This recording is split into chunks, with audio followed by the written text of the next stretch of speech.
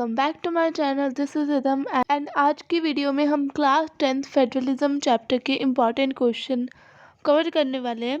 तो without any further delay let's start it. तो सबसे पहले हम एक जो ऑब्जेक्टिव टाइप के क्वेश्चन के लिए ध्यान रखना है वो क्या है, question on area of jurisdiction. Area of jurisdiction पर क्वेश्चन पूछे जाते हैं, जैसे कि स्टेट गवर्नमेंट के पास क्या क्या राइट है, वो किन चीज़ों के ऊपर लॉ बना सकते हैं और सेंट्रल गवर्नमेंट किन चीज़ों के ऊपर लॉ बना सकते हैं। तो ये सारा इस टॉपिक में आता है, इसको आपको अच्छे से करना है क्योंकि इसमें क्वेश्चन देखे गए हैं। The next schedule language in India. India में जो डिफरेंट शेड्यूल लैंग्वेज है उनके ऊपर भी क्वेश्चन आता है, ठीक है। जैसे कि ये देखो, प्रीवियस ईयर में इसके ऊपर क्वेश्चन देखा गया है, तो ये भी आपको अच्छे से करना है, ठीक है। बस एक बार याद कर लेना कि इनमें कौन कौन सी लैंग्वेजेस हैं, ठीक है।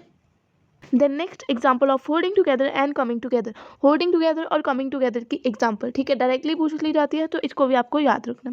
देन कुछ डेफिनेशन बता देती हूँ। Federalism, unitary system, concurrent list, residuary list, linguistic state, collision government, coming together federation, holding together federalism, इस टाइप के क्वेश्चन आते हैं, ठीक है, डिफाइन करने के लिए। तो आप इनको भी याद कर लेना। The next, what is federalism? What was the major changes in rural local government in 1992? Explain its key feature. तो फेडरलिज्म क्या है और रूरल लोकल गवर्नमेंट में क्या क्या चेंजेस आए 1992 में, और उसके की फीचर को आपको एक्सप्लेन करना है। The next, why has federalism worked well in India and what policies were key to its outcome.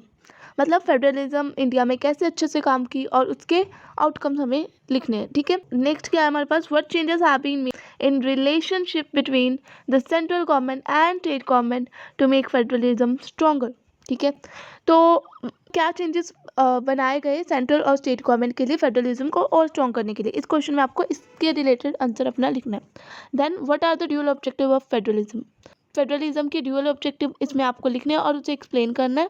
The next, what are the three main difference between coming together and holding together federation. Coming together और holding together में difference बताना है। Then what was the major change in rural local government in 1992। Rural local government में 1992 में क्या changes आए थे वो लिखना है। Then difference between federal and unitary government. Federal government और यूनिटरी गवर्नमेंट में डिफरेंस बताना है आप। आगे हम बढ़ते हैं। In what ways has federation been successful in India and what policies were used to achieve this. Federalism कैसे सक्सेसफुल हुआ इंडिया में और कौन कौन सी पॉलिसीज यूज़ की गई इस फेडरलिज्म को सक्सेसफुल बनाने में, इन कौन कौन सी पॉलिसीज यूज़ की गई ताकि इंडिया में फेडरलिज्म सक्सेसफुल हो सके, तो वो आपको इस क्वेश्चन में लिखना है। Then what makes India a federal country. India को फेडरल कंट्री कौन बनाता है, ठीक है, कैसे है इंडिया फेडरल कंट्री, मेनली ये आपका क्वेश्चन है। नेक्स्ट क्या है, how do the state and central government in India share power. State और सेंट्रल गवर्नमेंट पावर कैसे शेयर करते हैं वो आपको बताना है इस क्वेश्चन में। देन क्वेश्चन क्या है, describe a scenario where the union and state government disagree on a law related to the concurrent list, how might this be resolve within a federal system. तो इसमें आपको एक situation imagine करने के लिए बोला है कि मान लो यूनियन और स्टेट गवर्नमेंट किसी लॉ के ऊपर डिसएग्री कर गए, तो उस सिचुएशन में क्या होगा वो आपको एक्सप्लेन करना है। तो ये थे आपके कुछ इम्पॉर्टेंट क्वेश्चन, ठीक है, इसको अच्छे से प्रैक्टिस कर लेना।